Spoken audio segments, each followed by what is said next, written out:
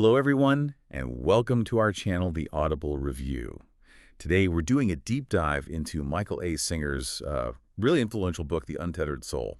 We're pulling out the core stuff, the key ideas about inner freedom and awareness, kind of a shortcut to his main message. Yeah, and Singer's idea, it's actually pretty simple on the surface, but it goes deep. Freedom isn't something you chase out there, it's already inside you. The big insight is telling the difference between that voice in your head, the one that's always talking, worrying, judging, and your actual self. The quiet space that just hears it all. Okay, let's unpack that a bit. Because, realizing you're not that voice, that's huge. It feels like it changes everything. You're the listener, the witness.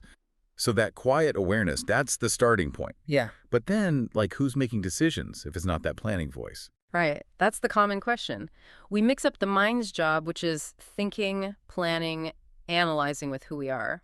Singer says, you got to step back. Realize you're the sky, this huge constant space. You're not the storm, the thoughts, the feelings, the judgments passing through.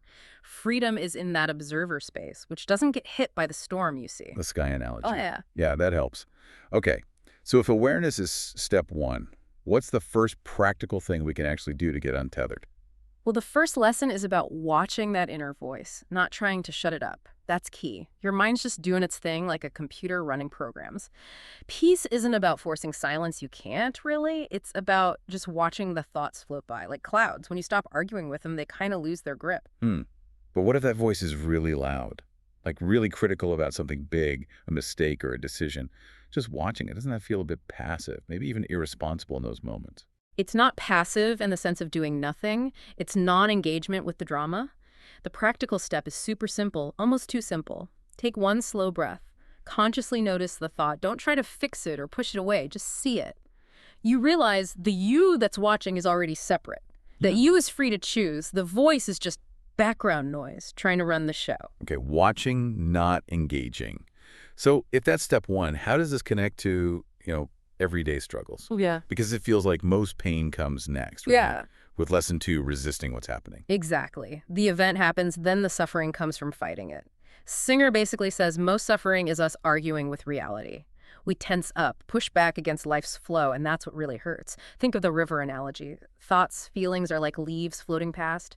Freedom is letting them go, not chasing them, not trying to block them, just letting them drift. That's surrender. Surrender. That word can sound a bit like giving up, though, like apathy. How is this different?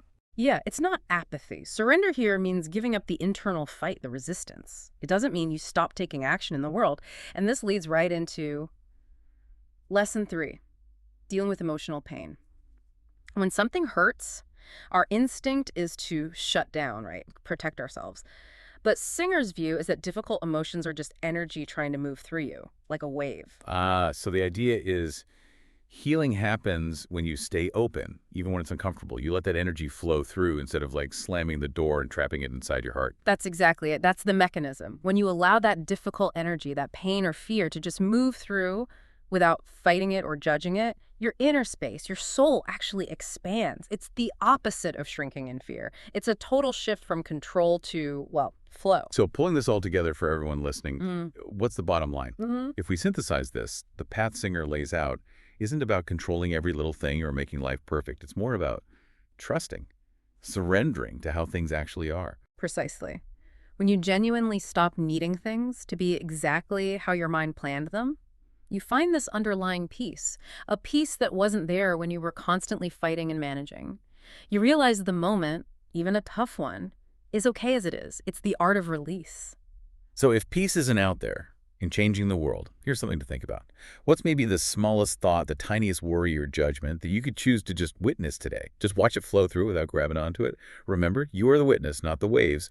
Do like, share, and subscribe to our channel. Yeah.